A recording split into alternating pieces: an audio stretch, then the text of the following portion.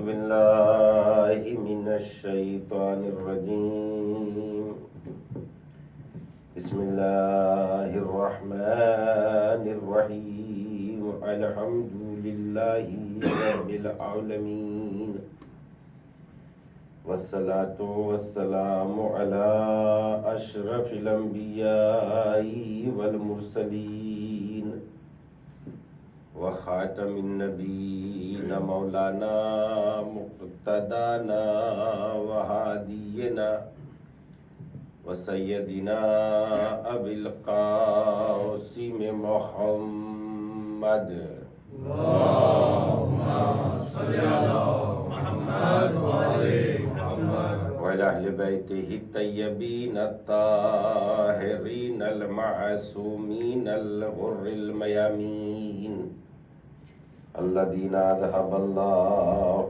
عنہم الرجس اہل البیت وطہرہم تطہیرا اللہم صلی علی محمد وعلی محمد اما بعد فقد قال اللہ الحکیم فی کتابہ الکریم وهو اصدق الصادقین وقولہ الحق بسم اللہ الرحمن الرحیم یا ایہا الناس اعبدوا ربکم الذی خلقکم والذین من قبلکم لعلکم تتقون صلوات پڑھیں محمد اللہم صلی علی محمد وعلی محمد اے لوگو اپنے اس پروردگار کی عبادت کرو جس نے تمہیں پیدا کیا ہے جو تمہارا رب ہے۔ اس آیہ کریمہ میں اللہ نے اپنا تعارف لفظ رب سے کرایا، یا ایھا الناس اعبدوا ربکم الذی، اے لوگو اپنے اس پروردگار کی عبادت کرو جو تمہارا رب ہے، تمہارا پالنہار ہے، تمہارا پرورش کرنے والا ہے۔ لفظ ربوبیت اور لفظ رب میں اللہ کی عطا اور اس کی بخشش شامل ہے، اس لیے کہ یوں تو خداوند عالم کے ہزاروں نام ہیں، لاکھوں نام ہیں، کروڑوں نام ہیں، اس لیے کہ ہم جو یہ ہزار نام سنتے ہیں اور گنتے ہیں ابھی یہیں تک بشریت کی جو ہے حقیقت پہنچ سکی ہے، ورنہ اللہ کے تو نہ جانے کتنے بے شمار نام ہیں۔ ہر چیز اس کا ایک نام ہی ہے، اس کی ذات ہی ہے، ساری کائنات اسی کا تو نام ہے۔ اس لیے ایک جگہ امیر المومنین علی ابن ابی طالب علیہ الصلوۃ والسلام اللہم صلی علی محمد وعلی محمد ارشاد فرماتے ہیں، پہلے 2 لمحے 2 منٹ اس جملے کی تشریح اور وضاحت کے سلسلے میں درکار ہے، یعنی لفظ کے اندر جو معنی ہوتے ہیں حقیقت اس معنی کو ہی حاصل ہوتی ہے، لفظ کی حیثیت بس لفظ کے اعتبار سے ہوتی ہے، لفظ کی حیثیت بس لفظ کے اعتبار سے ہوتی ہے۔ مثلا ممبر ایک لفظ ہے، حقیقت اس بنی ہوئی چیز کو حاصل ہے جو ایک یہ پورا وجود موجود ہے، اس چیز کو حیثیت ہے، لفظ کو کوئی حیثیت نہیں۔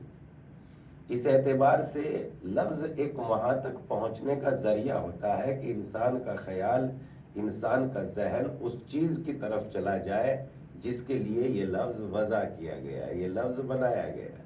مثلا مثال کے طور پر ہم نے کہا روزہ امیر المومنین، تو لفظ روزہ امیر المومنین تو آپ کا ذہنی خیال وہاں پہنچ گیا، جن جن لوگوں نے زیارت کی ہے ان کے ذہنوں میں پوری تصویر، پورا وہاں کا ماحول آنے لگا کہ نہیں آنے لگا۔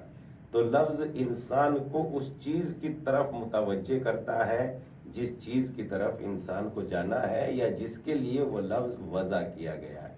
حقیقت اسی چیز کو حاصل ہے جس چیز کے لیے وہ لفظ بنایا گیا ہے، جو ہے اصل میں مثلا روزہ امیر المومنین تو حقیقت اسی تصویر کو ہے، اسی شبیہ کو ہے جو ہمارے ذہنوں میں چلنے لگی ہے۔ تو اسی طریقے سے چونکہ لفظ اپنے آپ میں بس ایک خیال متوجہ کرتے ہیں، تو اسی لیے امام نے فرمایا پروردگارا اس ساری کائنات، پوری کی پوری کائنات ایک اسم ہے، پوری کی پوری کائنات ایک اسم ہے، نام ہے، پوری کائنات ایک اسم ہے، مانا تو تیری ذات ہے۔ پوری کائنات ایک اسم ہے، مانا تو تیری ذات ہے۔ تو جو بھی چیز اس کائنات میں ہمیں دکھائی دے رہی ہے وہ نام ہے، اور جب کہ اس کا خالق ہمارا پروردگار ہے تو پتہ چلتا ہے کہ ہر لفظ، ہر نام، ہر چیز ہمیں خالق کی طرف متوجہ کرتی ہے۔ مثلا ہم نے کہا آسمان، تو آسمان ایک لفظ ہے اور متوجہ کر رہا ہے بنانے والے کی طرف۔ زمین، زمین ایک لفظ ہے اور متوجہ کر رہی ہے بنانے والے کی طرف۔ اگر یہ نام ہوتے اور یہ زمین حقیقت میں نہ ہوتی تو ان ناموں کی کیا حیثیت رہ جاتی؟ اور بنانے والے نے جب بنائی تو اس اعتبار سے اللہ نے انسانوں سے اپنی عبادت کا مطالبہ کیا ہے، چونکہ اس کے علاوہ کسی کی کوئی حیثیت اور حقیقت نہیں، اس کے علاوہ کسی کی کوئی حیثیت ہی نہیں ہے اس کے علاوہ۔ بس خداوند عالم ہی غنی ہے، باقی کے باقی سب کے سب محتاج ہے۔ یا ایھا الناس یا ایھا الناس انتم الفقراء واللہ غنی، اے لوگو تم سب کے سب فقیر ہو، بس غنی تو تمہارا پروردگار ہے۔ تم سب، ہم سب واقعی محتاج ہے، جگہ کے محتاج ہے، لباس کے محتاج ہے، گرمی سردی کے محتاج ہے، نوکری کے محتاج ہے، روزگار کے محتاج ہے، غذا کے محتاج ہے، آنکھوں کے محتاج ہیں، کانوں کے محتاج ہیں، بولنے کے لیے زبان کے محتاج ہے، مگر ہمارا پروردگار ایسا غنی ہے جو نہ وجود رکھتا ہے، نہ جسم و جان رکھتا ہے، نہ مزاج رکھتا ہے، نہ موسم رکھتا ہے، نہ بولنے کے لیے زبان کا محتاج ہے۔ وہ تو جس میں چاہے کلام پیدا کر دے۔ اگر گہوارے میں لیٹے ہوئے ایک بچے کو کی ضرورت پڑ جائے کہ وہ یوسف کو گواہی دے تو ایک دودھ پیتے بچے کے منہ میں زبان پیدا کر دے۔ کسی درخت کے اندر جو ہے وہ زبان پیدا کر کے موسیٰ کو کلیم اللہ بنا دے، وہ تو جس میں چاہے زبانیں رکھ سکتا ہے۔ یا ایھا الناس انتم الفقراء واللہ غنی، اے لوگو تم سب کے سب فقیر ہو، محتاج ہو، بس اللہ کی ذات غنی ہے، وہ کسی بھی چیز کا محتاج نہیں، نہ ہماری عبادتوں کا محتاج ہے، نہ ہماری جو ہے مدد کا محتاج ہے، نہ ہمارے مال کا محتاج ہے، نہ ہمارے جان و مال، کسی بھی چیز کا خدا محتاج نہیں۔ اسی لیے یہ انمول موتی جو امیر المومنین علیہ السلام نے واقعاً اپنے اس بیان میں یہ 18 جملے، 18 باتیں، یہ 18 جملے اتنی بڑی ہیں کہ اگر ان پہ کئی کتابیں لکھنے کا موقع مل جائے تو کئی کتابیں قلم کے نیچے سے گزر جائے اور ان کی باتوں کی جو چاشنی ہے وہ کم نہ ہو، باتیں پھر بھی ادھوری رہ جائے، یعنی کم حق کو انسان نہیں پہنچ سکتا۔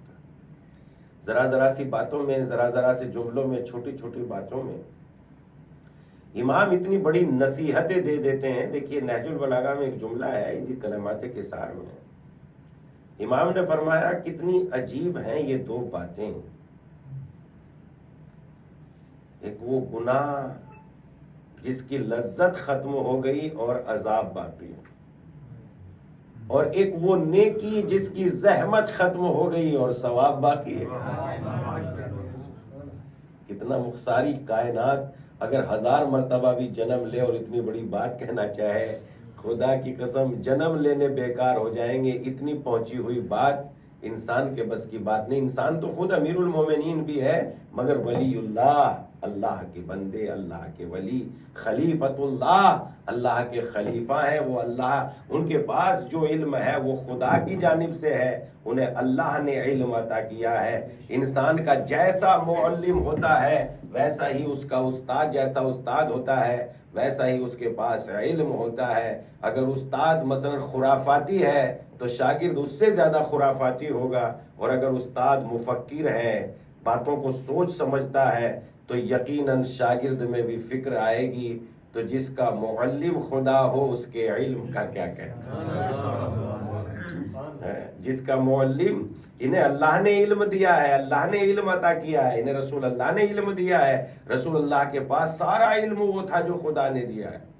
اور جب ہم ان کی بات کرتے ہیں، ان کے کلام کی بات کرتے ہیں، تو ہر امام اپنے سلسلے میں کیا مثلا وہ امام رضا علیہ الصلوۃ والسلام کی وہ حدیث،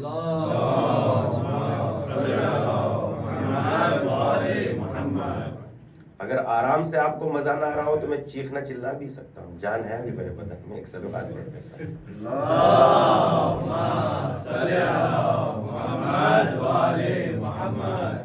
تو اس اعتبار سے چونکہ مجلس میں اسی اعتبار سے مجلسوں کو چونکہ دھیرے دھیرے دھیرے دھیرے سمجھائی ہوئی بات تاکہ سمجھ میں آ جائے. بہت سے لوگ اس طریقے سے پڑھتے ہیں انہیں خود ہی نہیں پتہ چلتا کہ وہ کیا کہہ رہے ہیں، اتنا چیخ جاتے ہیں تو مجمع کو کہاں سے پتہ چلے گا کہ بیچارے کیا کہہ رہے ہیں. اب پتہ نہیں کس اعتبار سے لوگ بے پناہ داد دے دیتے ہیں، اس کے باوجود بھی پتہ نہیں کیا کیا اعتبار ہے، کیا طریقہ ہے.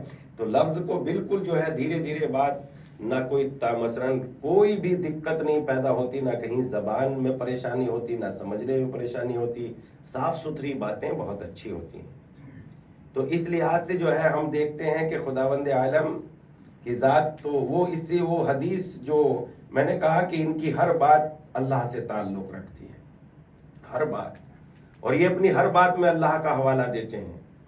مثلا وہ حدیث جب امام کی سواری نیشا پور سے گزر رہی تھی، وہ پورا واقعہ آپ کے ذہن میں یاد ہوگا، جب مامور رشید نے امام رضا علیہ السلام کو بلا لیا اور بلانے کے بعد جو ہے نیشا پور سے جب امام کی سواری گزر رہی تھی تو علماء آئے اور انہوں نے قلم دوات ہاتھوں میں لے کے کہا کہ اپنے جد کی کوئی حدیث فرما دیجیے.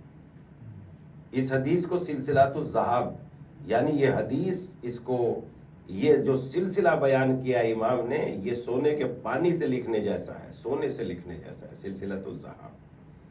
تو اس اعتبار سے جو ہے ہم دیکھتے ہیں کہ اپنی ہر بات میں یہ خدا کا حوالہ دیتے ہیں.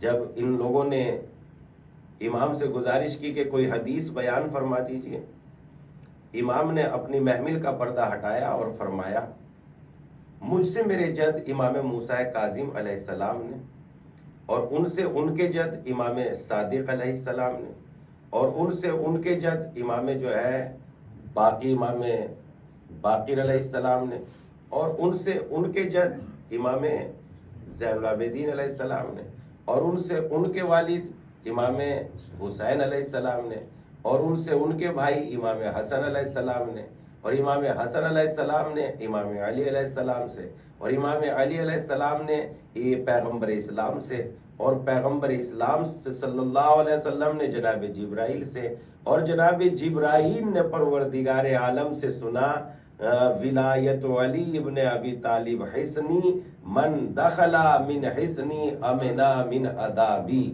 ولایت امیر المومنین میرا مضبوط قلعہ ہے، جو اس قلعے میں داخل ہو جائے گا وہ میرے عذاب سے محفوظ ہو جائے گا.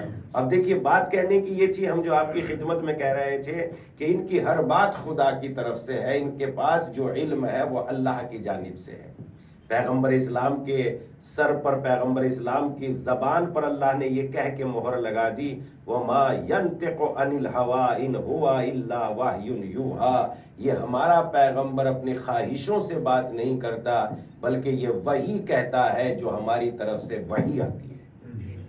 جو وحی آتی ہے وہی ہمارا نبی کہتا ہے، اپنی طرف سے کوئی کلام ما ینطق عن الہوا، خواہشات سے بات نہیں کرتا، نطق نہیں کرتا. ما ینطق عن الہوا، نطق نہیں کرتا، بات نہیں کرتا، اپنی خواہشات سے کلام نہیں کرتا. ما ینطق عن الہوا ان هو الا وحی یوحی.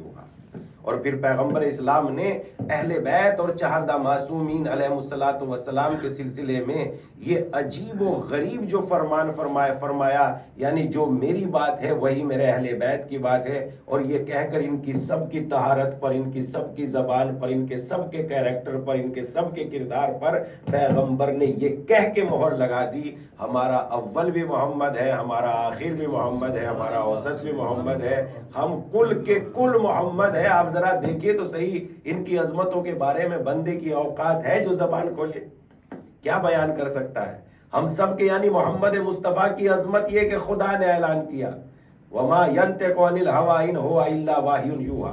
اور اہل بیت علیہ السلام کی عظمت یہ کہ پیغمبر نے کہا ہم سب کے سب محمد ہیں، ہمارا اول محمد، ہمارا اوسط محمد، ہمارے جو ہے آخر محمد، ہم کل کے کل محمد ہیں. جو بھی بات ہوگی وہ ایک ہی بات ہوگی. تو اس اعتبار سے ان کا کلام، ان کی باتیں، ان کے سلسلے میں جتنی بھی آپ باتیں کر لیجئے تو ساری کی ساری چیزیں جتنی بھی یہ ہے سب کی سب اسم ہے، اور حقیقت تو بس خدا کی ذات ہے۔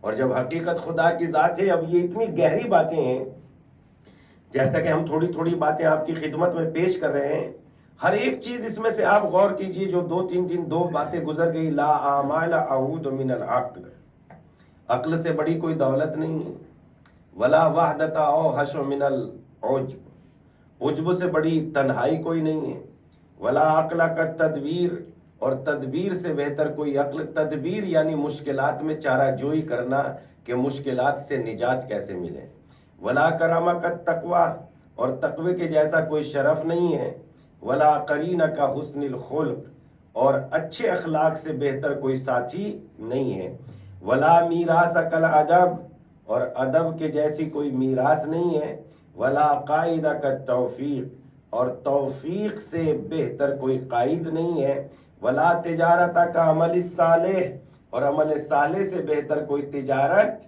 نہیں ہے، ولا ربح کا ثواب، اور ثواب سے بہتر کوئی فائدہ نہیں، ثواب سے بہتر کوئی فائدہ نہیں، آج اسی پہ بات ہوگی، اور ثواب سے بہتر کوئی فائدہ نہیں ہے۔ دنیا میں جتنے بھی فائدے ہیں، جتنے بھی منافع ہیں، جتنی بھی لذتیں ہیں دنیا میں، جتنے بھی ذائقے ہیں، وہ ایسے تمام ہونے والے ہیں کہ جیسے ہوا کا ایک جھونکا آتا ہے اور گزر جاتے ہیں۔ جہاں جہاں بھی آپ گئے ہوں گے، مثلا ہم ہندوستان چھوڑ کے یہاں آئے، خواب سا لگتا ہے، یہاں سے واپس ہندوستان چلے جائیں گے، یہاں کی دیکھی ہوئی چیز ایک خیال سی لگتی ہے، گزری ہوئی جو عمر ہے وہ ایک خواب و خیال کے سلسلے میں ہے، اس سے زیادہ اور کچھ بھی نہیں ہے۔ یعنی دنیا کے جتنے بھی فائدے ہیں ایک خیال ہے، ایک خواب ہے، خواب سے زیادہ اس کی بتائیے حقیقت کیا ہے۔ جتنی بھی دنیا کی لذتیں ہیں، بڑی سے بڑی لذتیں، آپ جو ہے بڑے بڑے اسٹار ہوٹلوں میں کھانا کھانے کے لیے گئے ہوں گے، ایک خواب ہی سا ہی رہ گیا کہ ہاں وہ اتنا لذیذ کھانا تھا، اور اس کے علاوہ اس کی کوئی لذتیں تو میرے پاس، یادداشت کے علاوہ کوئی چیز رہ نہیں جاتی، چاہے جتنا بڑا آپ فائدہ حاصل کر لیجئے، یادداشت کے علاوہ اور کوئی چیز نہیں رہ جاتی، بس ایک یاد رہ جاتی ہے، ورنہ اور کوئی اس کی حقیقت نہیں ہے۔ لیکن خداوند عالم جو ہمیں نیکیوں کا فائدہ پہنچاتا ہے، نیکیوں کا جو بدلہ دیتا ہے، وہ ایک کوئی ایسی نہیں ہے کہ جو ختم ہو جائے گی، آئے گی اور ختم ہو جائے گی، بلکہ قرآن مجید میں اللہ نے ارشاد فرمایا، ما ینفد، جو کچھ تمہارے پاس ہے وہ ختم ہو جائے گا، وہ ما عند اللہ باق، اور جو کچھ اللہ کے پاس ہے وہ باقی رہ جائے گا، جو اللہ کے پاس ہے۔ تو اس اعتبار سے ہم دیکھیں کہ ثواب سے بڑا کوئی فائدہ نہیں ہے، اور ثواب کے سلسلے میں بے پناہ، یعنی ثواب سے بڑی کوئی تجارت، ثواب سے بڑا کوئی فائدہ جو باقی رہ جاتا ہے۔ ایک شخص جو ہے کھڑا ہوا تھا، اور جب یہ کھڑا ہوا تھا تو جناب سلیمان نبی خدا کی حکومت کتنی بڑی تھی، الامان الحفیظ، مثلا شمار سے باہر ساری کائنات میں ہر چیز پر ان کی حکومت تھی، پرند ہو کہ چرند ان کی آواز سب سنتے تھے، یہاں تک کہ وہ ہر چیز پر حکومت کرتے تھے، ان کی رعایا میں چیونٹیاں بھی تھی، ان کی رعایا میں کیڑے مکوڑے بھی تھے، وہ چیونٹی جیسی معمولی مخلوق کی بھی صدا کو سنتے تھے۔ قرآن مجید نے اس کا اعلان کیا ہے، وہ چیونٹی جیسی معمولی مخلوق کی بھی صدا کو سنتے تھے، آواز کو سنتے تھے۔ قرآن مجید سورہ مبارکہ نمل میں کہتا ہے، ارشاد ہوتا ہے، جب جناب سلیمان نبی خدا کا لشکر ایک جگہ سے گزر رہا تھا، قالت النملۃ، تو چیونٹی کہنے لگی کہ اپنے اپنے بلوں میں داخل ہو جاؤ، اور یہ چیونٹی معمولی چیز نہیں ہے، دیکھیے مخلوق خدا، اللہ کی بناوٹ، اللہ کی قدرت، یہ معمولی چیز نہیں ہے، آپ اس کی ریسرچ کیجئے اس کے سلسلے میں۔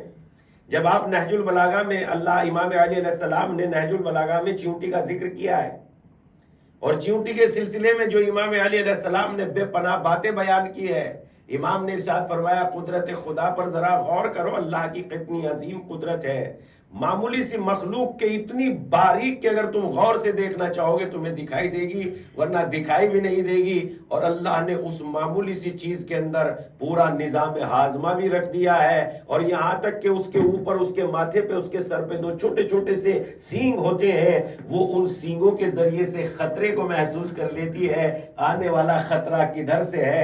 اللہ کی بنائی ہوئی قدرت، کاریگری میں ذرا غور تو کیجئے، اتنی معمولی سی کہ دکھائی نہ دے، اور اللہ نے زندگی کے سارے ہنر، وہ کیسے زندہ رہے گی، کیسے کوشش کرے گی، اس کے لیے کون سی چیز نقصان دہ ہے، کدھر سے خطرہ آ رہا ہے، کدھر سے خطرہ نہیں ہے، وہ سب کو محسوس کر لیتی ہے کہ خطرہ کدھر سے ہے۔ اور پھر جب اپنے گھر بناتی ہے زمین کے اندر، امام علی نے نہج البلاغہ میں بیان کیا، جب یہ زمین کے اندر اپنے گھر بناتی ہے تو اس انداز میں بناتی ہے کہ بارش کا پانی اس کے بل میں نہ چلا جائے، اور بارش کہیں اس کے لیے جو ہے موت کا پیغام نہ بن جائے۔ یہاں تک کہ یہ اتنی ہوشیار ہوتی ہے کہ بارش کے زمانے میں اپنی سال بھر کا یعنی 6 مہینے کا اناج کو اسٹاک کر لیتی ہے، کہیں بارش کے زمانے میں تو باہر نکلنے کی جو ہے مثلا جگہ ملے گی نہیں، لہذا یہ اپنے گھر کو اس انداز میں بناتی ہے کہ بارش کے زمانے میں ہوا کھانے کے لیے الگ بناتی ہے، سردی کے زمانے میں دھوپ کھانے کے لیے الگ بناتی ہے، گرمی کے زمانے کا حساب الگ بناتی ہے، اور اس کے بعد یہ موسموں کو سمجھنے کے لیے ساری کی ساری اللہ نے اس میں ساری کی ساری قدرتیں رکھ دی، اور اندر اس کے اتنے باریک نظام میں جب کھاتی ہے تو ہضم بھی ہوتا ہوگا کہ نہیں، اس لیے کہ مخلوقات میں کوئی مخلوق ایسی نہیں ہے کہ جو کھاتی تو ہے مگر کھانے کو ہضم نہیں کرتی، اس کو جو ہے مثلا فضلے کی ضرورت نہیں ہے۔ اللہ نے ساری مخلوقات میں یہ مثلا کمال رکھا ہے، جو غذا کھاتا ہے اس کو ہضم کی بھی ضرورت ہے، تو چیونٹی غذا کو کھاتی ہے، آپ دیکھتے ہوں گے اتنا بڑا سا گیہوں کا دانا اور اتنا چھوٹا سا چیونٹی کا وجود اپنے سر پہ اٹھائے ہوئے لے جا رہی ہے، اور دھیرے دھیرے، اور یہ ہمیں بتا رہی ہے اے انسان، جب میں اتنی چھوٹی سی مخلوق ہو کے اپنی غذا کو تلاش کر کے اپنے بل تک لے جا سکتی ہوں، تو مجھ سے کہیں زیادہ طاقتور ہے۔ اپنی غذا کے بارے میں پریشان نہ ہونا۔ ایک صلوات پڑھ دے محمد وآل محمد پر۔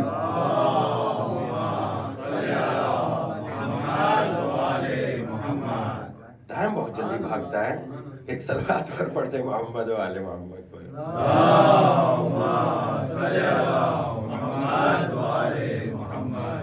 تو یہ ساری کی ساری، تو اس نے چیونٹی نے سن لیا، چیونٹی نے کہا کہ قالت النملہ، تو اپنے بلوں میں گھس جاؤ، اس لیے کہ حضرت سلیمان علیہ السلام کا اتنی بڑی حکومت اللہ نے جناب سلیمان کو دی تھی۔ ہم نے کیا کہا، کیا فرمایا امام نے، لا ربح کا ثواب، ثواب سے بڑا کوئی فائدہ نہیں ہے۔ جتنی بھی چیزیں آپ کے لیے مفید ہو، وہ سب کی سب ایک خیال ہے، ایک گمان ہے، ایک خواب ہے۔ جتنی بھی چیزیں آپ کو لگے لذیذ ہیں، لذت دار ہیں، ایک خواب ہے، حقیقت کسی بھی چیز کو حاصل نہیں ہے۔ سب کی سب چیزیں یہی چھوڑ کے انسان، سکندر جیسا انسان، دنیا کسی کے کام آنے والی نہیں ہے۔ جناب داؤد علیہ السلام، جناب سلیمان علیہ السلام کے والد محترم، اللہ نے ان پر زبور کو نازل کیا، اور زبور کو یہ اس انداز میں پڑھتے تھے کہ جب زبور کی تلاوت کیا کرتے تو چرند و پرند ان کی تلاوت سن کے ان کے چاروں طرف آ کے جو ہے زبور کی تلاوت سنتے تھے، اور ایسا لگتا تھا جیسے ساری کی ساری کائنات ان کے ساتھ زبور کی تلاوت کر رہی ہے۔ جیسے امام علی تلاوت کرتے تھے تو پیغمبر نے فرمایا، کیا فرمایا، یا علی آپ نے قرآن کی ایسے تلاوت کی، مثلا زبور کو اہل زبور سے بہتر پڑھا، انجیل کو اہل انجیل سے بہتر پڑھا، توریت کو اہل توریت سے بہتر پڑھا، اور قرآن کو ویسے پڑھا جیسے میں پڑھتا ہوں۔ تو جناب داؤد علیہ السلام جب تلاوت زبور کرتے تھے تو ایسا لگتا تھا ساری کائنات، اور واقعاً جب علی قرآن مجید کی تلاوت کرتے تھے، بلکہ ایک بہت عظیم عالم دین نے اپنی کتاب میں لکھا، جب تک دنیا پیدا ہو رہی ہے اور دنیا پیدا ہوتی رہے گی اور لوگ لا الہ الا اللہ کہتے رہیں گے، ساری قیامت تک کے سارے مسلمان لا الہ الا اللہ چاہے 1000 مرتبہ کہے دن میں یا 1,00,000 مرتبہ کہے، سارے دنیا کے عالم کے تمام مسلمانوں کی میں بات کر رہا ہوں، جتنے بھی دنیا میں اسلام مثلا مسلمان پیدا ہوتے رہیں گے اور قیامت تک لا الہ الا اللہ کہتے رہیں گے، انہوں نے اپنی کتاب میں لکھا سارے مسلمان لا الہ الا اللہ کہنے کا اثر قیامت تک اتنا نہیں لے سکتے جتنا علی ایک مرتبہ لا الہ الا اللہ کہنے کا اثر لیتے تھے۔ کہنے کا لا الہ الا اللہ کوئی خدا نہیں ہے تیرے سوا، معمولی بات ہے، معمولی چیز ہے، بہت عظیم دولت ہے لفظ لا الہ الا اللہ، یعنی ساری طاقتوں کا انکار، خدا کی ذات کا اقرار۔ دیکھو تو صحیح، اقرار کس کے سامنے کیا ہے؟ اللہ کے سامنے، اللہ کی قدرت کا اقرار۔ اور امام علی علیہ السلام، یہ کیسا اثر، لا الہ الا اللہ کا کیسا اثر، لا الہ الا اللہ کا اثر ایسا کہ جب موت خدا کے اختیار میں ہے تو علی کو کوئی فرق نہیں پڑتا، میں تو خدا کی قسم موت سے اتنا زیادہ پیار کرتا ہوں جیسا بچہ اپنی سرچشمہ حیات یعنی ماں کی آغوش سے محبت کرتا ہے، علی ویسا ہی موت سے محبت کرتا ہے، اس لیے کہ جب جان اس کے حوالے کر دی تو اب موت پہ میں جا پڑوں یا موت مجھ پہ آ پڑے، کیا فرق پڑتا ہے؟ جب جان اس کے حوالے، جب زندگی اس کے حوالے۔ دیکھو تو صحیح، زندگی میں نے ایک امانت جو ہے اندھے آدمی کے سامنے رکھ کے کہا بھائی اس کی جو ہے حفاظت کرنا، تھوڑا سا 4 قدم پہنچا تھا تو مجھے شک پیدا ہونے لگا، ارے یہ بیچارہ نابینا آدمی تمہاری امانتوں کی کیسے حفاظت کر لے گا، لیکن میں نے امانت ایسے انسان کے قبضے میں رکھی جس کے پاس بے پناہ طاقت ہے، شاہی طاقت ہے، آرمی کی طاقت ہے، توپوں کی طاقت ہے، خزانوں کی طاقت ہے، تو مجھے ذرے کے برابر ڈر نہیں لگے گا، اس لیے کہ میں نے اس کے پاس امانت رکھی ہے جو بے پناہ طاقت و قدرت والا ہے۔ بس بندے کو یہی یقین ہو جائے میں نے اپنی جان کی اس کے پاس امانت رکھ دی ہے جس کے علاوہ کوئی طاقتور نہیں ہے، میں اس کے پاس رکھ۔ تو اس لحاظ سے جناب داؤد علیہ السلام کیا کہا؟ خواب ہے، کیا کہا؟ ایک خیال ہے، جتنے بھی دنیا کے فائدے ہیں ایک خیال ہے، خواب ہے، بس اس کے ذریعے سے جو نیکی باقی رہ جائے نیکی کر لے آدمی، زندگی کے بدلے میں، زندگی جب تک ہے نیکی کر لے جب تک کر سکتا ہے، ورنہ یہ پوری کی پوری لائف، پوری کی پوری زندگی ایک خواب ہے، خیال ہے، خواب کے علاوہ یہ اور کوئی چیز نہیں ہے، کوئی فائدہ اس میں فائدہ نہیں پہنچاتا۔ جناب داؤد علیہ السلام ایک ایسی جگہ سے گزرے جہاں جناب حزقیل رہا کرتے تھے، حزقیل، یہ نام اکثر و بیشتر آیا ہوگا مجلسوں میں، آپ نے سنا ہوگا۔ حزقیل اللہ کے بہت عظیم بندے تھے، غار میں رہتے تھے، عبادتوں میں مشغول رہتے تھے۔ ایک مرتبہ جناب داؤد نے ان سے اجازت مانگی کہ میں آپ سے ملاقات کرنا چاہتا ہوں، انہوں نے منع کر دیا کہ میرے پاس ٹائم نہیں ہے، میں عبادتوں میں لگا ہوا ہوں۔ جناب داؤد علیہ السلام رونے لگے، پروردگار عالم نے جناب حزقیل علیہ السلام پر وحی بھیجی کہ ہمارے بندے داؤد کو مایوس نہ کریں، لہذا جناب حزقیل علیہ السلام نے ملاقات کا وقت دے دیا، اور جب جناب داؤد علیہ السلام ملاقات کے لیے باتیں کر رہے تھے، بھائی کبھی دنیا کی محبت تمہارے دل میں آئی؟ کہا نہیں۔ کہا کبھی گناہ سے رغبت؟ کہا بالکل نہیں۔ کہا جب کبھی خواہشات امڑتی ہے، کبھی ایسا آپ کے خیال میں آیا کہ ہاں کبھی کبھی خواہشات بے قابو ہو جاتی ہے، کہ ان کا علاج کیسے کرتے ہو؟ مرتبہ جناب حزقیل علیہ السلام نے جناب داؤد کا ہاتھ پکڑا اور غار کے اندر لے جا کے چلے۔ جب غار کے اندر پہنچے وہاں دیکھا ایک لمبی سا مزار بنایا ہوا، لمبی سی قبر ہے بہت، اور اس مزار کے اوپر ایک کھوپڑی رکھی ہوئی ہے، اور اس کھوپڑی کے اوپر ایک تختی لکھی ہوئی ہے، اور اس تختی پہ لکھا ہوا ہے میں واری السلام، میں نے 1000 شہروں کو آباد کیا، 1000 سال حکومت کی، 1000 شادیاں کی، اور اس کے بعد میرا یہ عالم ہے کہ خاک کے بستر پہ سو رہا ہوں اور میری قبر سے دھول اٹھ رہی ہے، لہذا جو بھی میرے اس انجام کو دیکھے وہ دنیا کی محبت میں گرفتار نہ ہو، بلکہ جو ممکن ہو اپنے ہاتھوں سے نیکی کر لے جائے۔ واقعی دنیا، امام نے کیا فرمایا؟ لا ربح کا ثواب، ثواب کے جیسا کوئی فائدہ نہیں ہے۔ اسی طریقے سے جناب سلیمان نبی خدا نے اس بات کو سن لیا، اور جب جناب سلیمان نبی خدا سب پر حکومت رکھتے تھے، چیونٹی کی کیڑے مکوڑے سب پر، اور جب سب پر حکومت رکھتے تھے، شان یہ تھی جناب سلیمان نبی خدا کی شان یہ تھی کہ جب یہ چلتے تھے تو پرندے ان کے سروں پہ سایہ کرتے تھے۔ قرآن مجید نے ایک پرندے کا نام لکھا ہے، ہدہد، قرآن مجید میں موجود ہے۔ جناب سلیمان یہ پرندہ غائب ہو گیا، اور جب یہ پرندہ غائب ہو گیا تو حضرت سلیمان علیہ السلام نے اپنے سر کو اٹھایا. اب دیکھیے تو صحیح کتنا بے پناہ علم حضرت سلیمان کے پاس. اور سر کو اٹھانے کے بعد کہنے لگے، دھوپ پڑی تھوڑی سی جناب سلیمان نبی خدا کے سر پہ تھوڑی سی دھوپ پڑی، اور اپنے سر کو اٹھا کے کہنے لگے یہ ہدہد کہاں چلا گیا؟ اگر اس نے کوئی خاص وجہ نہ بتائی تو میں اسے قتل کر دوں گا. ظاہر سی بات جب آپ نبی کے حضور میں ہیں تو بغیر اجازت کے نہیں جا سکتے. بہت بڑی غلطی کی. لیکن ہدہد کے من میں تو کچھ اور ہی تھا. ہدہد پرواز کرتا ہوا خدا کہیں اور ہی لے جا رہا تھا. پرواز کرتا کرتا دور دراز علاقوں سے گزرتا ہوا، پہاڑیوں سے اپنے آپ میں چلتا ہوا ایک ایسے علاقے میں پہنچا جہاں ایک خاتون حکومت کرتی تھی، اور اس کی رعایا جو ہے سورج کی پرستش کرتی تھی. جناب سلیمان علیہ السلام کی خدمت میں یہ ہدہد آیا.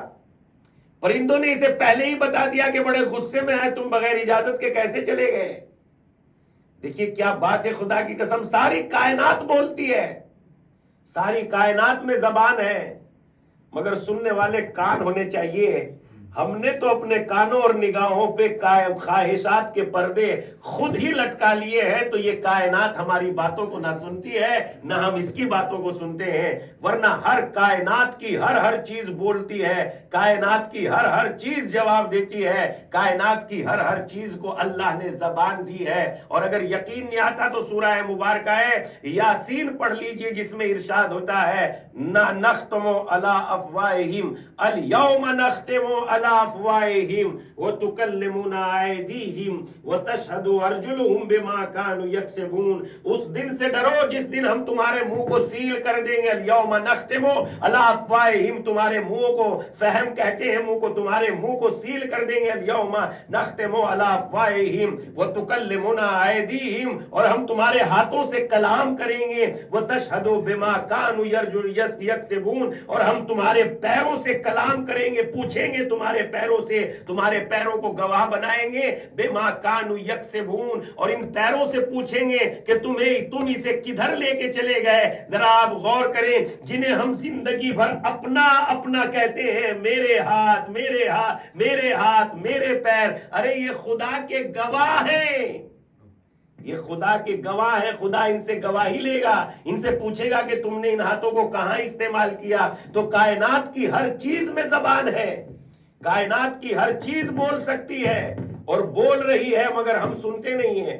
اگر کائنات کی ہر چیز میں بولنے کی صلاحیتیں نہ ہوتی تو امام علی نے بیت المال میں مصلی بچھایا، اور مصلی بچھانے کے بعد امام علی نے ایک روز ایسا ہوا، رات کے وقت اصفہان سے کچھ مال و دولت آیا بیت المال کے لیے. امام علی نے اعلان کیا راتوں رات حقداروں کا حق ان تک پہنچا دیجئے. میرے جیسے کاہل نے کہا، سست نے کہا، مولا رات کا وقت ہے، تھکے ہوئے ہیں، کل آئے گی انشاءاللہ، کل صبح میں تقسیم کر دیں گے. امام نے ایک عقل مندانہ جملہ ہمارے سامنے پیش کیا، یقیناً کل آئے گی، کل آئے گی، یقیناً کل آئے گی. کل کے آنے کا تو یقین ہے، مگر ہمارے رہنے کا یقین نہیں ہے. ایک صلوات پڑھ رہے ہیں محمد و آل محمد پر. اللہم صلی علی محمد و آل محمد. کل کے رہنے کا، کل کے آنے کا کسی یقین نہیں ہے، مگر اپنے رہنے کا کسی کو یقین نہیں ہے، نہ آپ کو کہ نہ مجھے. ہم 20-30 جتنے بھی آدمی ہیں، کوئی بھی یہ مسئلہ یقین سے نہیں کہہ سکتا کہ میں کل رہوں گا. پتہ ہی نہیں رات میں کیا گزر جائے، پتہ ہی نہیں رات میں کون دنیا سے رخصت ہو جائے، کسی کو یقین نہیں ہے اپنے رہنے کا. امام نے فرمایا کل کے آنے کا یقین ہے، مگر اپنے رہنے کا تو یقین نہیں ہے. کل کی کس نے دیکھی؟ اور امام نے نہج البلاغہ میں اور فرمایا انسان تیری زندگی کے 3 دن ہیں، اے انسان تیری زندگی کے 3 دن ہیں، 3 دن سے زیادہ تجھے زندگی نہیں دی گئی. اب وہ تیری مرضی ہے، چاہے اس 3 دن میں چاہے جو کر لے. کیا فرمایا؟ تیری زندگی کے 3 دن، ایک دن وہ جو گزر گیا جسے تو چاہ کے بھی نہیں پلٹا سکتا. ایک دن وہ جو گزر گیا جسے دنیا کی کوئی طاقت نہیں لا سکتی، گزر گیا گزر گیا. ایک وہ جس میں تو زندہ ہے، جو چل رہا ہے، بس یہی تیرے ہاتھ میں ہے، اس میں جو تجھے کرنا ہے کر لے۔ ایک وہ جو کل آنے والا ہے، جس کی خبر نہیں، پتہ نہیں آئے گا کہ نہیں آئے گا۔ تین دن ہے نہج البلاغہ میں، تو نہج البلاغہ کو واقعی نام ہونا چاہیے۔ ہماری محفلوں میں بیٹھ جائے 10-15 منٹ کوئی ایک پڑھنے کے لیے نہج البلاغہ کو، 10 آدمی سنے، ایک پڑھے۔ ایسی روش قائم کر لینی چاہیے ہماری محفلوں میں، ہماری مجلسوں میں، ہمارے گاؤں دیہات میں۔ بیٹھ کے گاؤں میں یا فالتو باتیں جو کرتے ہیں، مگر ایک 10-15 منٹ کے لیے نہج البلاغہ تو پڑھ سکتے ہیں، یا کوئی بھی ایک کتاب آپ ایک 10 منٹ کے لیے 2 پیج 5 پیج 10 پیج کوئی ایک پڑھ لے، واقعاً اس سے انسان کی نالج، انسان کی فکر بہت بلند ہوتی ہے۔ تو کیا کہا؟ لا ربح کا ثواب، ثواب کے جیسا تو ساری دنیا کی ساری مال و دولت ایک خواب کے جیسی ہے، ایک خیال کے جیسی ہے، بس اس سے زیادہ کچھ بھی نہیں۔ خیال سے بڑی کوئی چیز نہیں ہے۔ نہ عزت کی اس دنیا میں کوئی حیثیت ہے۔ عزت وہ جو اللہ دے، نہ کہ وہ جو انسان زور و زبردستی اور طاقت سے منوائے۔ عزت وہ نہیں ہوتی، عزت تو وہ ہے جو خدا دیتا ہے۔ جیسا کہ قرآن مجید میں العزت للہ وللرسول، عزت اللہ کے لیے ہے، اس کے رسول کے لیے، والمؤمنون، اور صاحبان ایمان کے لیے۔ اور اسی بات کو امام حسین نے جو باتیں کہی تھی جب بیعت کا مطالبہ کیا گیا، اسی عزت کا خیال رکھتے ہوئے۔ عزت کے لغوی معنی کیا ہے؟ عزت کے معنی کیا ہے؟ عزت کے معنی ہے وہ طاقت جسے کوئی جھکا نہ سکے، اس کو عزت کہتے ہیں۔ اللہ کے لیے کیوں عزت ہے؟ اس لیے کہ اللہ کو کوئی بھی طاقت مغلوب نہیں کر سکتی۔ رسول اللہ کے لیے کیوں عزت ہے؟ اس لیے کہ رسول اللہ کو کوئی بھی طاقت خوف زدہ نہیں کر سکتی۔ صاحبان ایمان کے لیے کیوں عزت ہے؟ اس لیے کہ رسول اللہ کی پیروی کرتے ہوئے صاحبان ایمان کسی سے ڈرتے نہیں۔ عزت کے معنی سمجھے تب اندازہ ہوگا۔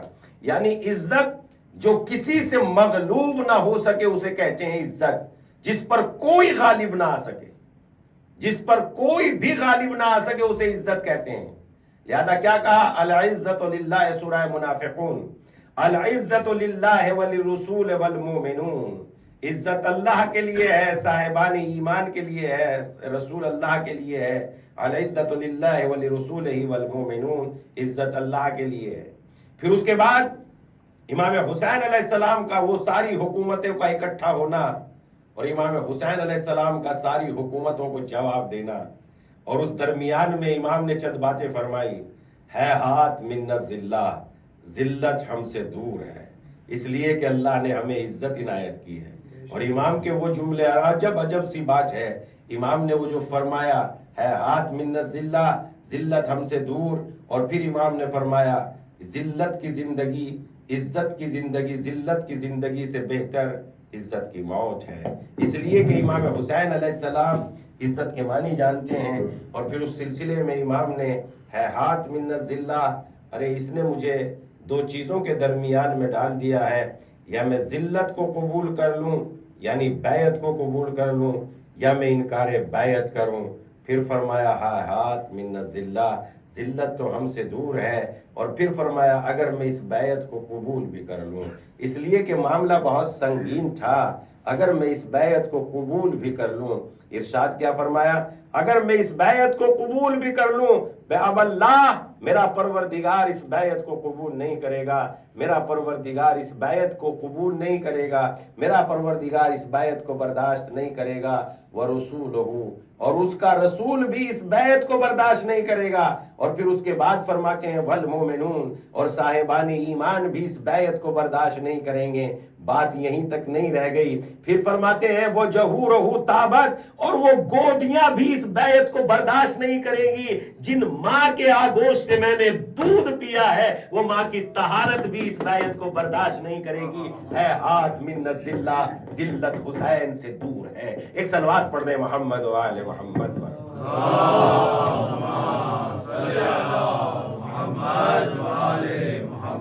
تو اس اعتبار سے عزت وہ ہے جسے جو خداوند عالم نے عطا کی ہے، ورنہ اس کے علاوہ کوئی عزت نہیں ہے۔ انسان لاکھ کوشش کرے کہ وہ عزت دار ہے، عزت دار نہیں بن سکتا۔ دولت عزت دیتی تو قارون کو دے دیتی، طاقت اگر ظلم عزت دیتا تو نمرود کو دے دیتا. ہزاروں بچوں کو قتل کرنے کے بعد، 70,000 بچوں کو قتل کرنے کے بعد نمرود کو کوئی عزت نہیں ملی. اگر طاقت و قدرت کی بنیاد پر، طاقت اور حکومت کی بنیاد پر عزتیں ملتی تو نمرود کو مل جاتی، حامان کو مل جاتی، شداد کو مل جاتی. دولت کی بنیاد پر اگر عزتیں ملتی تو قارون کو مل جاتی. نہ قارون کو کوئی دنیا میں عزیز کہتا ہے، نہ جو ہے مثلاً جو ہے ان کو فرعون کو کوئی عزیز کہتا ہے، نہ نمرود کو کوئی عزت دار کہتا ہے. لیکن خدا کی قسم، وہ پھٹے ہوئے ٹکڑوں، وہ پھٹے ہوئے کپڑوں اور وہ ٹوٹے ہوئے جوتوں میں زندگی گزار کے اور فقیرانہ شان سے سوکھی روٹی کھا کے جہاں جہاں علی کا نام آ جاتا ہے دلوں میں عزتیں پیدا ہو جاتی ہے، ذہن معطر ہو جاتے ہیں. پتہ چلا دولت عزت نہیں ہے، خدا کی رضا میں سجدہ ریز ہو جانا عزت ہے. ایک صلوات پڑھ دیں محمد و آل محمد پر. اللہم صلی علی محمد و آل محمد. تو لا ربح کا ثواب کے جیسا کوئی فائدہ نہیں ہے. چاہے جتنا بھی آپ مثلاً ایک خواب ہے، خیال ہے، خیال و خواب و خیال سے زیادہ اور کچھ نہیں ہے. یہاں آنے سے پہلے بھی دوسرے ملکوں میں بھی کہیں اور بھی جانے کا موقع ملا، بس ایک یاد سی ہے اور کوئی چیز نہیں، کوئی چیز باقی بھی نہیں. تو اس اعتبار سے پتہ چلتا ہے دنیا کی جتنی بھی لذتیں ہیں وہ ایک خواب و خیال سے زیادہ کی حیثیت نہیں ہے. مگر اللہ کے پاس وہ نیکی جس کے سلسلے میں امام نے فرمایا کتنی عجیب ہیں یہ دو باتیں. ایک وہ گناہ جس کی لذت ختم ہو گئی اور عذاب باقی ہے، اور ایک وہ نیکی جس کی زحمت ختم ہو گئی اور ثواب باقی ہے. تو اس لحاظ سے کائنات میں زندگی کی کوئی شے قیمت نہیں بن سکتی. اگر کوئی کہے کہ 10 ارب زندگی کی قیمت ہے تو کوئی عقل مند تو کہے گا نہیں اربوں کو کیا کروں گا جب میں ہی نہیں رہوں گا. جب میں ہی نہیں رہوں گا تو اس پیسے کو کیا کروں گا. تو زندگی کی کوئی چیز اس کائنات میں قیمت نہیں بن سکتی. کہ بن سکتی ہے؟ کوئی چیز قیمت نہیں بن سکتی. ہاں اگر کوئی چیز قیمت بن سکتی ہے تو وہ نیکی ہے جو آپ اپنی زندگی میں انجام دیتے ہیں. اور نیکی انسان کو کتنا فائدہ پہنچائے گا یہ سنیے. نیکی انسان کو اتنا فائدہ پہنچائے گی. نیکی کیا کہا امام نے؟ لا ربح کا ثواب کے جیسا کوئی فائدہ نہیں ہے. امام جعفر صادق علیہ الصلوۃ والسلام سے حدیث ہے، اللہم صلی علی محمد و آل محمد. امام نے فرمایا ہم سب کو جمع کر لیا جائے گا، ہم سب جمع ہو جائیں گے. جب ہم مریں گے، گل جائیں گے، سڑ جائیں گے، تو اس میں کوئی شک والی بات نہیں ہے کہ خدا ہمیں جمع کرنے پہ قادر نہیں. کوئی شک والی بات نہیں. خدا ہر چیز پہ قادر ہے. سورہ مبارکہ یاسین میں بیان کیا کہ ایک شخص پیغمبر اسلام کی خدمت میں آیا جب وحدانیت کا، قیامت کا نبی کریم نے عقیدہ پیش کیا کہ توحید کو قبول کرو، قیامت آئے گی، ہمارا حساب و کتاب ہوگا. جو ہم نے کیا ہے اگر اچھائیاں کی ہے تو اس کا بدلہ دیا جائے گا، اگر برائیاں کی ہے تو سزا دی جائے گی. بدلے میں جنت ملے گی، بدلے میں جہنم ملے گی. اب ظاہر سی بات ہے جو لوگ خوب، جن کا کوئی عقیدہ ہی نہ ہو کہ قیامت ہو، تو خوب عیش و عشرت میں مشغول رہتے ہیں، کھاتے ہیں، پیتے ہیں، مزے کرتے ہیں اور بس زندگی میں ہی لطف اندوز ہو جاتے ہیں. اگر ان کے سامنے یہ بات بیان کی جائے گی کہ قیامت آئے گی، ہر برائی کا تمہیں جواب دینا پڑے گا، تو وہ تو یقینی صورت میں انکار کر دیں گے، کر ہی دیں گے. پیغمبر اسلام کی بھی خدمت میں جب آپ نے قیامت کا عقیدہ پیش کیا تو ایک ایسا ستمگر، ایک ایسا انسان جو گناہوں میں خوب لتڑا ہوا تھا، اور چونکہ اسے یہ اقرار کر لینا، اپنے نفس کو منوا لینا کہ میں دوبارہ زندہ کیا جاؤں گا اور میری برائیوں کا حساب و کتاب ہوگا، یہ کیسے ہوگا، کیوں ہوگا اور کیسے ہوگا، کس طرح ہوگا، وہ دلیل کے طور پر پیغمبر اسلام کی خدمت میں کہیں سے قبرستان کی طرف سے گزرا اور اس کے ہاتھ جو ہے مردے کی میت کی ایک ہڈی آ گئی، گلی سڑی سی ہڈی. جب گلی سڑی سی ہڈی آ گئی اس کے ہاتھ میں تو پیغمبر اسلام کی خدمت میں آیا، سورہ مبارکہ یاسین میں یہ ساری باتیں بیان کی ہیں۔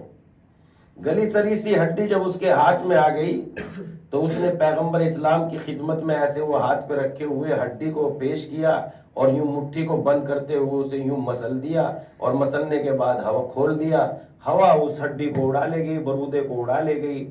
اب یہ کہنے لگے بھلا کون ہے جو ان گلی سڑی ہڈیوں کو جو ہے دوبارہ سے جمع کر دے گا؟ پیغمبر اسلام پر فوراً وحی نازل ہوئی اور اللہ نے اپنے حبیب سے کہلوایا، قل یوحیھا الذی انشاھا اول بمرہ، اے پیغمبر ان سے کہہ دیجئے کہ تمہیں دوبارہ بھی زندہ کرنے کی وہی طاقت رکھتا ہے جس نے پہلی مرتبہ تمہیں خلق کیا ہے، جس نے پہلی مرتبہ تمہیں خلق کیا ہے۔ تو اس اعتبار سے ہم جہاں بھی رہیں گے ہمیں جمع کر لیا جائے گا۔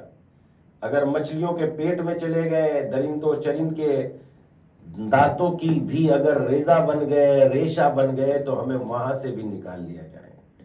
اللہ کی قدرت کے سامنے ہر چیز کو، ہماری ہر چیز کو جمع کر لیا جائے گا۔ اب سنیے حدیث، کہاں پہ کس سلسلے میں بات ہوئی؟ لا ربح کالثواب، جملہ نمبر 113 امام کلمات القصار میں جملہ نمبر 113 سے متعلق ہم بات کر رہے ہیں، جس میں بے پناہ عظیم قیمتی باتیں امام نے بیان کی ہے۔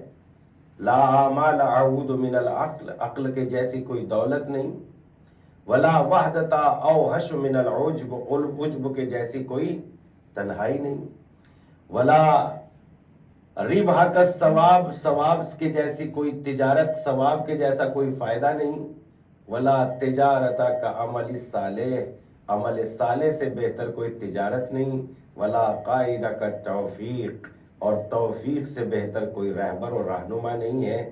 اس سلسلے میں بات ہو رہی ہے لا ربح کالثواب، ثواب کے جیسا کوئی فائدہ نہیں۔ تو اس کے بعد کیا ہوا؟ یہ ہوا کہ امام نے فرمایا یہ تو طے ہے، ہمیں قبروں سے نکالا جائے گا، ہمارے جسم ہمیں لوٹا دیا جائیں گے، ہم زندگی کا لباس پہنیں گے، لا الہ الا اللہ پڑھتے ہوئے میدان محشر میں جمع ہو۔ لیکن اس کے علاوہ قرآن مجید میں بہت ساری میقات، لفظ میقات آیا ہے قرآن میں بہت ساری جگہوں پہ لفظ میقات۔ میقات کس کو کہتے ہیں؟ جہاں ہمیں رکایا جائے گا، جہاں ہمیں ٹھہرایا جائے گا۔ ایک 50 ہزار سال کے برابر کا ایک دن ہوگا۔ یہ قرآن کی باتیں ہیں، دیکھ لیجئے گا آپ قرآن مجید میں 50 ہزار سال کی برابر کا ایک دن ہوگا جس میں ہم ٹھہریں گے۔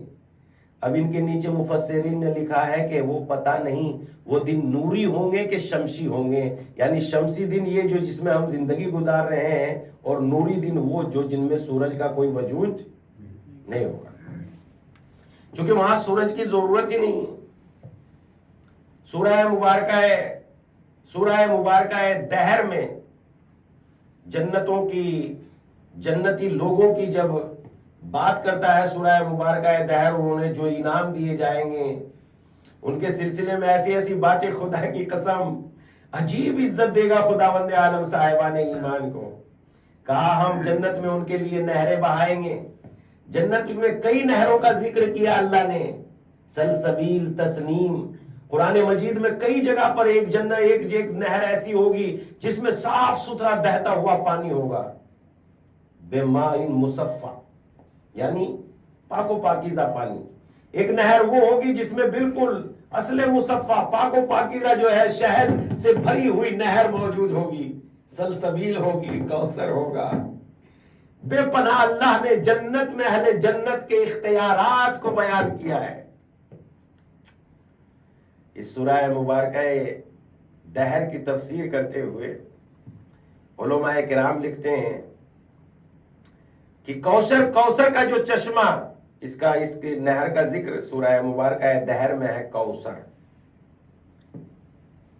کوثر کا چشمہ اللہ محمد مصطفیٰ کے گھر سے جنت میں سب سے اونچے مقام پر ہمارے نبی کا گھر ہوگا، ہمارے نبی کا مکان ہوگا،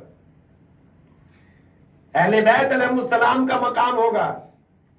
اس گھر سے چشمہ کوثر، اور مومنین کو کوثر کے جام سے جنت کے دروازے پر روک کے کوثر کے جام سے سیراب کیا جائے گا صاحبان ایمان کو، جنہوں نے اپنی زندگی کو نیکیوں میں گزارا ہے، انہیں کوثر کے جام کو جنت کے دروازے پر روک کے کوثر کے جام سے سیراب کیا جائے گا۔ سوال پیدا ہوتا ہے، جب جنت میں جا ہی رہے مومنین، جنت کے دروازے تک جب پہنچ ہی گئے ہیں، تو جنت کے دروازے پر روک کے انہیں کیوں کوثر کے جام سے سیراب کیا جا رہا ہے؟ مفسرین نے جواب لکھا، اس لیے کہ جب یہ میدان محشر میں حساب و کتاب کے درمیان تھے تو اس وقت انسان کے دو تصور ہو جاتے ہیں، پتہ نہیں میں پاس ہوں گا کہ فیل ہوں گا، اور جو پاس ہونے کی خوشی وہ کم ہوتی ہے، فیل ہونے کا ڈر زیادہ ہوتا ہے۔ لہذا جو ڈر کی گرد و غبار ان کے دل پہ بیٹھ گئی تھی مومنین کے، اس ڈر کی گرد و غبار کو خداوند عالم کوثر کا جام پلا کے جنت کے دروازے پہ ہی اس گرد و غبار کو دور کر دے گا، تاکہ مومنین اطمینان کے ساتھ جنت میں داخل ہو جائیں۔ اور جب یہ مومنین جنت کے دروازے پہ پہنچیں گے تو ملائکہ ان کے لیے دروازوں کو کھول کے کہیں گے، ادخلوها بسلام آمنین، یہ جنت تمہارے لیے ہے، اس میں داخل ہو جاؤ اور امان و امان کے ساتھ داخل ہو جاؤ۔ ذرا دیکھو تو صحیح، اگر ایک وہ انسان، میرے گناہگار انسان، مجھ جیسے گناہگار کا اگر کوئی گناہگار احترام کرتا ہے تو کتنا اچھا لگتا ہے، بڑا استقبال ہوا ہے، بڑا میرا جو ہے رسپیکٹ ہوئی ہے، بڑی عزت ہوئی ہے۔ اگر گناہگار عزت کر دے تو انسان پھولا نہ سمائے، اگر وہ ملک معصوم احترام کرے جنہوں نے کبھی گناہ ہی نہ کیا ہے، تو مومنین کو اللہ نے کیسی عزت دی ہے۔ دیکھو خدا کی قسم، ایک صلوات پڑھ دیں محمد و آل محمد پر۔ اللہم صلی علی محمد و آل محمد۔ اگر گناہگار ہمارا استقبال کر دے تو کیسا لگتا ہے، کتنا اچھا لگتا ہے، محسوس کرتے ہیں بہت زبردست استقبال ہوا، اور اپنے گھر والوں کو دکھاتے ہیں، دیکھو میرا استقبال تو دیکھو، میری شان تو دیکھو، جبکہ میں بھی گناہگار، استقبال کرنے والے بھی گناہگار، ان میں بھی لالچ، مجھ میں بھی لالچ، ان میں بھی کھوٹ، مجھ میں بھی کھوٹ۔ جب دھوکہ دینے والے دھوکہ دینے والوں کا استقبال کرواتے ہیں تو اتنی عزتیں ملتی ہیں، اتنا انسان سفولہ نہیں سماتا، اور جہاں سچائی ہی سچائی ہے۔ کہتے ہیں جنت کے 8 دروازے، اور ہر دروازے پر خداوند عالم نے ملک کو تعینات کیا ہے، اور جس دروازے سے بھی مومنین گزریں گے، یہ 8 دروازے کیوں ہیں؟ اس لیے کہ سب کے الگ الگ درجے ہوں گے۔ کوئی مثلا اتنی نیکیاں لے کے آیا ہے تو وہ اس دروازے سے، کوئی بڑی نیکی لے کے آیا ہے وہ صدر دروازے سے۔ اسی طریقے سے مکانات بھی الگ الگ کیٹیگری کے بنے ہوئے ہوں گے، جس کے جیسے درجے ہوں گے۔ کوئی ایمان کے 2 درجے پر فائز ہے، کوئی ایمان کے 10 درجے پر فائز ہے، کوئی ایمان کے مثلا بے پناہ فائز، پورے مکمل کامل الایمان ہے تو اس کے ویسے ہی درجے ہوں گے۔ تو اس اعتبار سے جنت میں سوال کیا گیا، جب یہ کوثر اللہ محمد مصطفیٰ صلی اللہ علیہ وآلہ وسلم کے گھر سے اس کوثر کو پیدا کرے گا، یہ کوثر کا چشمہ رسول اللہ کے گھر سے پھوٹے گا، اور جب رسول اللہ کے گھر سے پھوٹے گا، سارے جنت میں جتنے بھی مومنین ہیں سب کے گھروں سے نکلتا ہوا، گزرتا ہوا، جیسے یہ دریا بہ رہا ہے ویسے گزرتا ہوا جو ہے پھر پیغمبر اسلام کے گھر میں آ کے یہ گر جائے گا۔ لوگوں نے مثلا سوال ہوتا ہے کیوں آخر یہ چشمہ رسول اللہ کے گھر سے نکلا اور کیوں رسول اللہ کے گھر میں گر جائے گا؟ کہ اس کا جواب یہ ہے، دنیا میں جتنی بھی نیکیاں ہیں وہ پیدا ہوئی رسول اللہ کے گھر سے، تمام ہوئی رسول اللہ کے گھر پر۔ ایک صلوات پڑھ دیں محمد و آل محمد پر۔ اللہم صلی علی محمد و آل محمد۔ تو قرآن مجید کا واقعہ قرآن مجید میں تو کیا، تو اتنے تو اس اعتبار سے جب ہمیں اللہ جمع کرے گا، ہماری قبر سے ہمیں نکالے گا تو ہم نکلیں گے بے چو چرا۔ اور اس کا جو ہے تو دنیا میں بھی ہم منظر دیکھ سکتے ہیں، دنیا میں بھی اس منظر کو دیکھ سکتے ہیں کہ جب ہمارے اپنے عزیز ہمیں لباس قبر پہنا کے، یعنی کفن پہنا کے جب قبر کی طرف لے کے چلتے ہیں تو نہ کوئی حرکت کرتے ہیں نہ کوئی ضد کرتے ہیں، کیسے سر جھکا کے قبر کی طرف روانہ ہو جاتے ہیں، اور جب کہ پتا ہے کہ یہ مٹی کے ڈھیر میں ملا دیں گے، مگر ہمیں اپنوں کے ہی ہاتھوں قدرت مٹی کے ڈھیر میں ملوا کے بتاتی ہے دنیا میں نہ کوئی اپنا ہے سوائے تمہارے اعمال اپنے ہیں۔ اپنے املاد قرآن مجید میں بیان ہوا ہے، اللہ نے سورہ مبارکہ واقعہ میں بیان کیا ہے، اذا وقت الواقعہ کو اس طریقے سے اذا بلغت الحلقوم، جب موت تمہارے حلق تک پہنچ جائے گی تو کوئی تمہیں اس موت سے بچا نہیں سکتا۔ نہج البلاغہ میں بھی اس کا نقشہ کھینچا ہے امام علی علیہ السلام نے۔ تو اس لحاظ سے جب خدا ہمیں جمع کر لے گا، آپ کو محسوس ہو رہا مولانا صاحب آج ہمارا ٹائم جو ہے زیادہ ہی لے رہے ہیں، کل سونا ہی نا، سنڈے ہے، مجھ سے فائدہ اٹھا لیجیے، ایک صلوات پڑھے محمد والے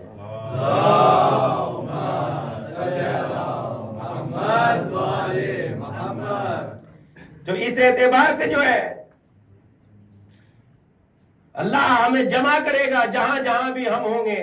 اللہ نے قرآن مجید میں کہا کوئی نہیں جانتا کس کی موت کہاں ہوگی، کوئی نہیں جانتا کس حالت میں ہوگی، کوئی بھی نہیں جانتا۔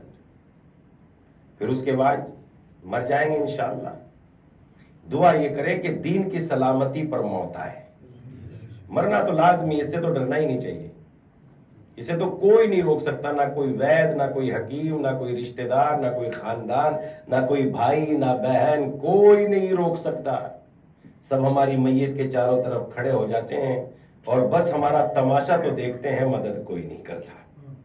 جب ہم موت سے جھوجتے ہیں، جب ہم موت سے لڑتے ہیں، وہ ہمارا تماشا تو دیکھتے ہیں، پر مدد کرنے کے قابل کوئی بھی نہیں ہے۔ ماں اپنے بیٹے کو نہیں بچا سکتی، بیٹا اپنی ماں کو نہیں بچا سکتا، شوہر اپنی بیوی کے کام نہیں آ سکتا، باپ اپنی اولاد کے کام نہیں آ سکتی، اولاد اپنے باپ کے کام نہیں آ سکتی۔ کتنی بے بس ہے یہ دنیا، اس پہ بھلا تکبر، اس پہ غرور، اس کے مل جانے پر غرور، جو کسی کو کوئی فائدہ ہی نہیں پہنچا سکتی، سوائے 2 روٹیاں دینے کے علاوہ اور کیا کر سکتی ہے یہ دولت؟ 2 روٹی لذیذ کھلا سکتی ہے، میں سوکھی کھا سکتا ہوں، آپ گھی سے کھا سکتے ہیں، بس اتنا فرق ہوگا۔ میں چٹنی سے کھا سکتا ہوں، غریب غربت زدہ چٹنی سے کھا لے گا، معمولی کھا لے گا، میں بہت ہائی کلاس کھا لوں گا، مثلا پتہ نہیں ابھی تو کتنی طریقے کی غذائیں آ رہی ہیں، بے پناہ جو ہے چیز ویز لگا کے جو ہے اس طریقے سے ہم کھا لیں گے، مطلب اور بہت زیادہ ہائی کلاس میں جائیں گے تو اس کو جو ہے ٹیشو پیپر میں لپیٹ لیں گے، اور بہت ہائی کلاس میں جائیں گے تو وہ جو ہے کیا اس طریقے سے وہ شنگے بنے ہوئے جو چمچے ہوتے ہیں ان سے کھا لیں گے۔ اس کے علاوہ تو اور کچھ یہ فائدہ پہنچانے والی ہے ہی نہیں نا، اس سے زیادہ یہ اور کچھ فائدہ پہنچانے والی نہیں ہے۔ مگر غریب روٹی نہیں کھائے گا، ایسا نہیں ہو سکتا، روٹی سبھی کھائیں گے، کچھ لذیذ کھا لیں گے، کچھ بے غذا کی کھا لیں گے، کچھ بہت ہائی کلاس کھا لیں گے، ہم سب کو مرنا ہے۔ اس کے علاوہ یہ دولت اس سے زیادہ کوئی فائدہ نہیں پہنچا سکتی، بس یہ ہے کہ انسان کو موت کے پنجے سے کوئی نہیں چھڑا سکتا۔ تو ہم سب کو قدرت جب جمع کرے گی، جب ہم سب کو جمع کرے گی تو دیکھیے نیکیوں کا کتنا بڑا ثواب ہے۔ امام نے کیا فرمایا؟ لا ربح کالثواب، ارے ثواب سے بڑی کوئی فائدہ نہیں ہے، کوئی فائدہ ثواب سے بڑا نہیں ہے۔ کہتے ہیں کہ جب خدا ہمیں قبر سے نکالے گا تو ہم ڈرے ہوئے سہمے ہوئے کیا ہوگا، کتنے گناہ گار ہیں، کتنے اعمال خراب ہیں، کتنی بری باتیں ہیں، کتنے گناہ کیے ہیں، ہمارے چہرے خوف کی بنیاد پر سیاہ ہو جائیں گے، ہمارا دل جلا ہوا ہوگا، ہمیں ڈر اور وحشت ستا رہی ہوگی، اور اس کے بعد قبر سے، ہماری قبر سے ایک نور نکلے گا اور وہ نور ہمارے ساتھ ساتھ چلے گا اور وہ آواز دے کے کہے گا آگے بڑھو۔ اس کو شکل و صورت بھی ہوگی، اس کے جسم و جسمانیت بھی ہوگی، ایسی ہی شکل و صورت ہوگی، ایسے ہی ہاتھ پیر ہوں گے۔ اس کے بعد وہ کہے گا آگے بڑھو، میں تمہارے ساتھ ہوں۔ اللہ پہ بھروسہ کرو، جس خدا کا تم نے زندگی بھر نام لیا ہے، لا الہ الا اللہ کہا ہے، مشکلات میں جس خدا کو پکارا ہے اسی پہ بھروسہ کہو، لا الہ الا اللہ کہو، یا علی کہو، یا سیدہ کہو، وہ ہمیں آگے آگے بڑھاتا جائے، آگے گزر، آگے بڑھ، آگے بڑھ،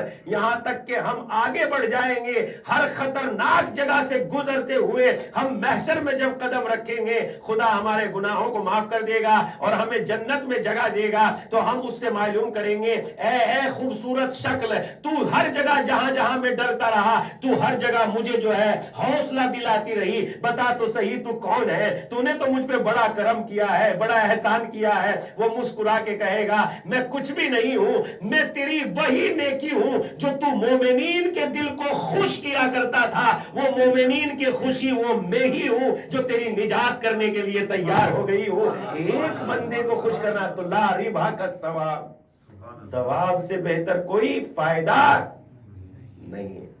آپ دنیا کی جو میں نے باتیں بتائی ہے اس کو جو ہے غور کر کے دیکھیے گا کہ واقعی یہ باتیں جو بتائی گئی ہے مجلس میں یہ ہے بھی کہ نہیں ہے۔ تو ثواب سے بڑی کوئی دولت نہیں ہے۔ اس کے بعد بات کہاں سے شروع ہوئی تھی؟ پوری مجلس ہو گئی، وہ حدیث نہیں سنائی جو سنانے کے لیے بیٹھا تھا۔ بات یہاں سے شروع ہوئی تھی کہ جناب سلیمان جا رہے تھے اور چلتے چلتے دیکھا ایک مجھ جیسا لالچی بندہ کھڑا ہے زمین پر، اور کھڑے ہونے کے ناطے اس نے جناب سلیمان نبی خدا کے تخت کو دیکھا اور ایک مرتبہ کہنے لگا ہے کاش یہ حکومت سلیمانی مجھے مل جاتی۔ ہر انسان یہی دیکھتا ہے کہ جب کسی کو مثلا فائدہ دولت دیکھتا ہے، گاڑیاں دیکھتا ہے، بنگلو دیکھتا ہے، اے کاش میرے پاس ہوتا۔ جناب سلیمان کو یہ بات ہوا نے پہنچا دی اور ایک مرتبہ جناب سلیمان نے اپنے تخت سے کہا نیچے اترو، اور نیچے اترنے کے بعد اس آدمی کے پاس آئے اور ایک مرتبہ کہا اے بھائی اگر سلیمانی حکومت تمہیں دے دی جائے تو چلانے کی صلاحیت رکھتے ہو، سنبھالنے کی صلاحیت رکھتے ہو؟ ارے جو چیز سنبھال ہی نہیں سکتے اسے مانگتے کیوں ہو؟ اور کیا میں تمہیں ایسی ایک چیز نہ بتاؤں جو سلیمان کی حکومت تو ختم ہو جائے گی مگر وہ کبھی ختم نہیں ہوگی، وہ ہمیشہ باقی رہے گی۔ اور اس کے ساتھ ساتھ ایک حدیث اور سنیے، امام زین العابدین علیہ السلام نے فرمایا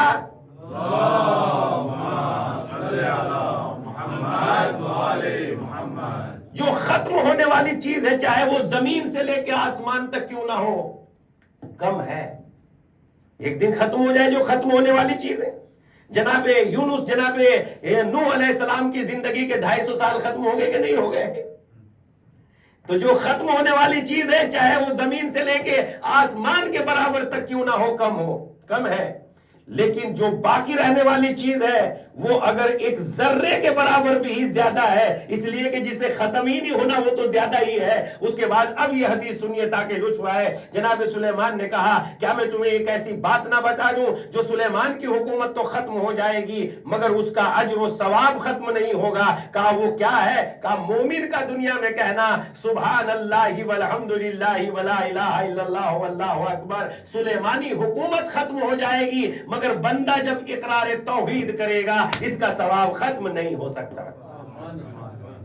تو کیا فرمایا امام نے؟ لا ربح کالثواب، ثواب سے بہتر کوئی تجارت، ثواب سے بہتر کوئی فائدہ نہیں ہے، اور جو اللہ کے پاس باقی رہ جاتا ہے۔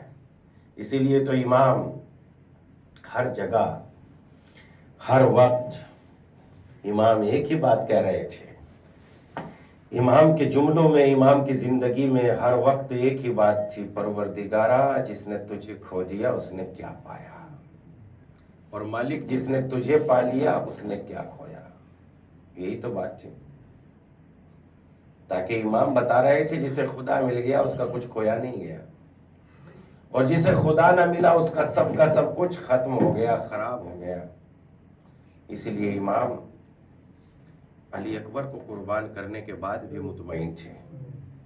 اسی لیے امام حسین علیہ السلام بلکہ تاریخ میں لکھا ہے کہ جتنا جتنا عصر عاشور کا وقت قریب آ رہا تھا حسین کا چہرہ اتنا ہی کھلتا جا رہا تھا، چونکہ چہرہ کب کھلتا ہے؟ جب انسان کو اطمینان ہوتا ہے، اور حسین اپنی قربانیاں دینے پہ بڑے مطمئن تھے۔ مگر اللہ اکبر، حسین ابن علی نہیں بلکہ کربلا کے میدان کا ہر سپاہی جو بھی وہاں موجود تھا وہ یہ سوچ رہا تھا کسی طرح حسین کے قدموں پہ قربان ہو جائیں، اس لیے کہ حسین کے قدموں پہ قربان ہونا یعنی خدا کی بارگاہ میں قربان ہونا۔ اور دنیا میں ہم نے دیکھا کہ جب باپ کے سامنے دو باتیں آ جاتی ہیں، یا تو باطل کو قبول کر لیں یا بچوں کو آزاد کرا لیں، تو انسان باطل کو قبول کر لیتا ہے اور بچوں کو آزاد کرا لیتا ہے۔ لیکن ہم نے کربلا کے میدان میں دیکھا مائیں رات بھر اپنے بچوں کو لیے سامنے بیٹھی ہیں اور ایک ہی سبق پڑھا رہی ہیں، ایک ہی پاٹ پڑھا رہی ہیں، میرے بچوں کل مولا کے قدموں پہ قربان ہو جانا اور ہمیں سرخ رو کرا دینا، اس لیے کہ مولا کے بچے نہ قربان ہو جائیں، مولا کے بچے بچ جائیں اور ہمارے بچے شہید ہو جائیں۔ ماں رات بھر اپنے بچوں کو تیار کرتی ہے اور اس وقت یہ عقدہ کھلتا ہے کہ چھوٹے چھوٹے بچے مولا کے قدموں پہ کیسے قربان ہونا چاہتے ہیں، اس طریقے سے کھلتا ہے۔ سب سے پہلے جو شہادت ہوئی وہ جناب مسلم ابن اوسجہ کی ہوتی ہے، اور مسلم ابن اوسجہ کے پاس جناب امام حسین حبیب ابن مظاہر کے ساتھ آتے ہیں اور آ کے کہتے ہیں مسلم غم نہ کر تیرا آقا آیا ہے۔ مسلم کی نگاہوں میں ذرا سی جان باقی تھی، مرتبہ ہلکی سی نگاہیں کھلی حضرت مسلم کی، اتنے میں جناب حبیب ابن مظاہر نے کہہ دیا اے مسلم اگر کوئی وصیت ہو تو ہم سے کر دے، ہم آپ کی وصیت پوری کریں گے۔ جناب مسلم نے آنکھوں کو کھولا اور حبیب ابن مظاہر کو اشارہ کر کے کہا فاطمہ کے لال کو تنہا نہ چھوڑیے گا، فرزند زہرا کو اکیلا نہ چھوڑیے گا، ارے نبی کی بیٹی کے نشانی کو تنہا نہ چھوڑیے گا۔ حبیب نے کہا اے مسلم آپ بس جا چکے ہو مولا کے قدموں پر، ہم قربان ہونے والے ہیں۔ بس تھوڑی ہی دیر گزری تھی، مولا جناب مسلم کے لاشے کو لے کے آئے، گنج شہیدہ میں رکھا۔ گنج شہیدہ اس جگہ کو کہتے ہیں جہاں امام حسین لاشوں کو لا لا کے رکھ دیا کرتے تھے، اسے گنج شہیدہ کہتے ہیں۔ ارے گنج شہیدہ میں لا کے امام حسین نے حضرت مسلم کے لاشے کو رکھا، اور ایک مرتبہ افسوس میں ڈوبے ہوئے تھے اصحاب حسین ابن علی بھی حسین کے نزدیک کھڑے ہوئے تھے۔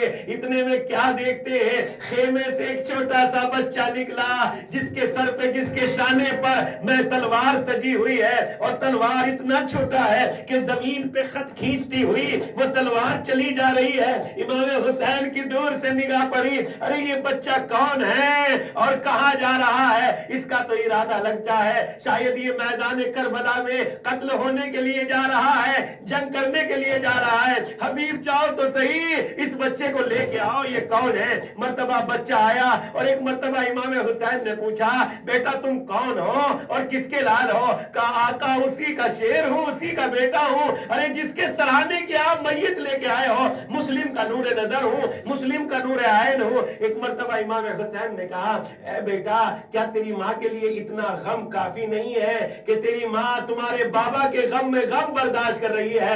جاؤ اپنی ماں کی دل جوئی کرو اور اپنی ماں کا سہارا اس دشت کربلا میں بن جاؤ۔ ایک مرتبہ جیسے ہی یہ کہا ویسے ہی بچہ تن کے کھڑا ہو گیا اور کہنے لگا اے آقا آپ یہ سمجھتے ہیں کہ یہ تلوار میں نے ہی مائل کی ہے؟ ارے میری ماں نے سجا کے بھیجا ہے، جاؤ مولا کے قدموں میں قربان ہو جاؤ۔ جیسے ہی بچے نے یہ جملہ کہا ویسے ہی خیمے سے آواز آئی آقا بیوہ کا ہدیہ رد نہ کیجئے گا، ارے بیوہ کا ہدیہ قبول کر لیجئے گا۔